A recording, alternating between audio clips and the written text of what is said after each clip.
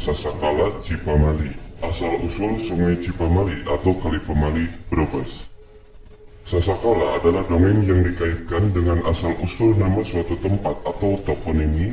Dalam Sasakala sering menyebutkan nama-nama tokoh yang secara historis memang ada di zaman tertentu.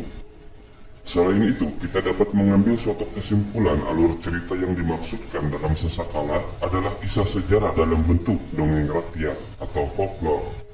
Dapat dimaklumi bahwa para penutur dongeng merasa segan jika mengisahkan suatu peristiwa terkait dengan para bangsawan. Oleh karena itu, kisah-kisah dibungkus dalam bentuk pesan-pesan tertentu atau bentuk siloka. Sebuah dongeng Sasakala yang menceritakan terjadinya nama Sungai Pemali atau Cipamali yang sekarang berada di Kabupaten Brebes, Jawa Tengah. Pemali berasal dari kata pamali, pemali atau pantang atau tabu. Dongeng ini merupakan sinopsis sebuah cerita babat yang di dalamnya terdapat episode tentang terjadinya pemberian nama sungai. Sasakala Cipamali dikumpulkan oleh Satsati Brata tahun 1946 dalam sebuah buku Bunga Rampai Dongeng.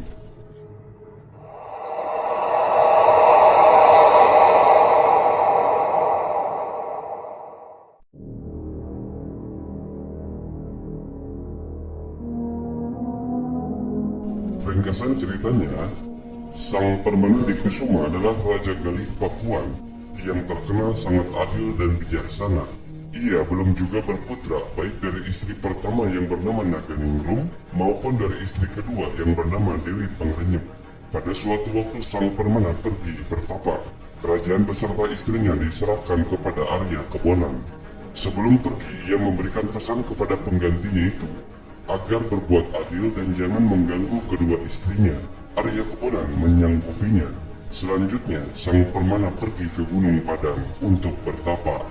Ia mengganti nama menjadi Ajar Sukarsi.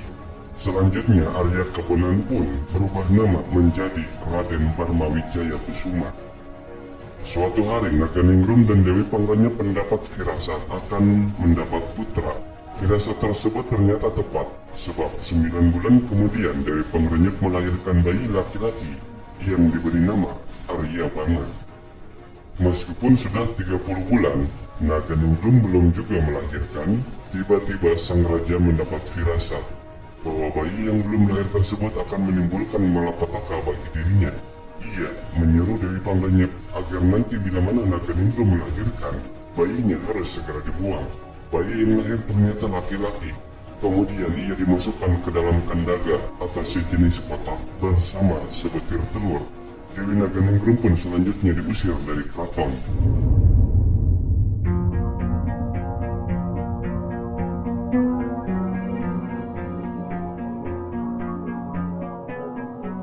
Bayi yang dihanyutkan ke sungai Citandui tersebut akhirnya ditemukan oleh Aki dan Neni Malangantrang. Sampai menjadi seorang pemuda, ia bernama Ciung Wanara.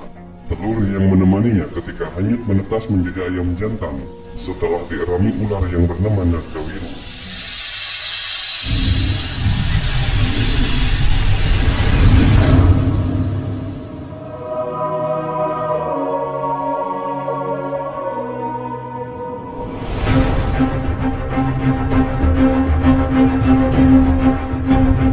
Ciung Wanara bermaksud menyambung ayam dengan raja. Setelah sampai di kerajaan, raja menerima tantangan Ciung Wanara untuk menyambung ayam. Bila ayam raja kalah, Ciung Wanara berhak mendapatkan setengah dari luas daerah kerajaan beserta isinya. Bila ayamnya sendiri yang kalah, Ciung Wanara harus menyerahkan jiwanya kepada raja.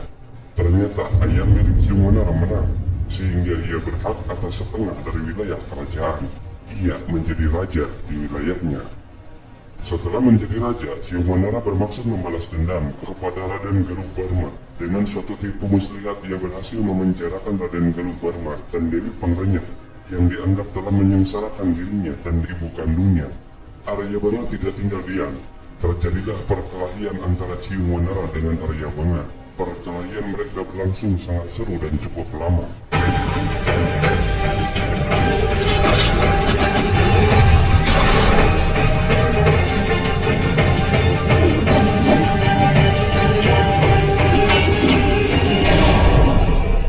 Pada suatu kesempatan, Ciung Wanara berhasil melemparkan Arya Banga tengah ke seberang sungai. Pada saat itulah mereka sadar bahwa perkelahian di antara dua bersaudara tersebut tidak berguna. Mereka berhenti berkelahi. Sungai yang memisahkan mereka selanjutnya diberi nama Cipamali atau Kali Pemali sebagai tanda peringatan yang bermakna pertikaian dengan saudara harus dihindarkan, sebab termasuk pamali atau pantang. Arya Banga terus pergi ke timur, sedangkan Ciumanara terus pergi ke barat.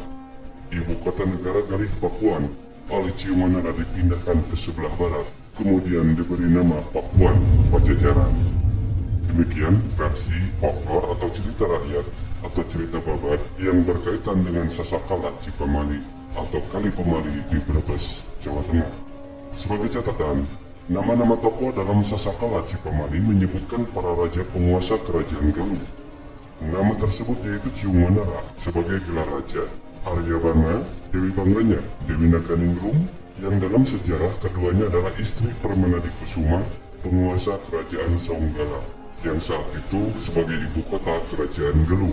Raden Galuh Barma atau Raden Barma Wijaya Kusuma adalah Tamperan Barma Wijaya atau disebut juga Raja Bondan.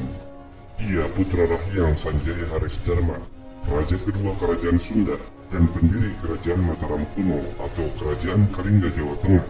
Sementara itu, Aki Balangan Terang adalah Bima Raksa, patih kerajaan Galuh, yang menyingkir pasca penyerangan Rahyang Sanjaya ke istana kerajaan Galuh, sehingga menewaskan Prabu Purbasora. Dalam sisi alur, kisah berupa siloka atau sebuah pesan-pesan tersembunyi ada bagian yang terbalik menurut catatan sejarah. Sisi siloka adalah sabung ayam jago. Kisah sebenarnya adalah peperangan yang terjadi antar raja dalam sebuah perang besar tiga kerajaan atau Three Kingdom yang pernah kita buatkan videonya antara kerajaan Sunda, Galuh, dan Kalingga. Perang itu disebut Kodrayuda. Aktor yang diposisikan terbalik dalam cerita babat adalah Ciumanara dan Arya Banga. Ciumanara dalam sejarah adalah Raja Galuh dan Arya Banga adalah Raja Sunda.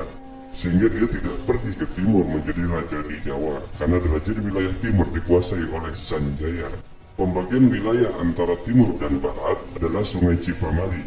Ini adalah hasil kesepakatan tiga raja, Ciumanara, Arya Banga, dan Sanjaya, di bawah arahan Resi Demunawan dari Galunggung. Kisah sejarah yang sebenarnya ini setelah didapatkannya berita yang tercatat dalam naskah cerita Parahyangan, sebuah naskah lontar yang diteliti oleh KFO, kemudian penelitiannya diteruskan oleh CM Play, kemudian naskah ini dialih bahasakan oleh Purbacaraka sebagai tambahan laporan mengenai batu tulis di Bogor. Upaya ini diteruskan lagi oleh Tendang pada tahun 1957 dan Jemerduin laporan penelitiannya dalam tahun 1962 dan 1965. Selanjutnya naskah ini juga diteliti oleh beberapa sarjana Sunda, diantaranya Makmun Atmamiharja, Amir Sutarga, Atca, Ayat Rohaidi, serta Edi S. Ekajati dan Undang Adarsa.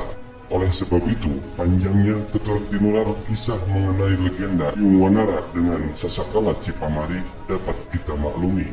Sebuah kisah yang disampaikan secara lisan antar generasi cenderung memiliki bias.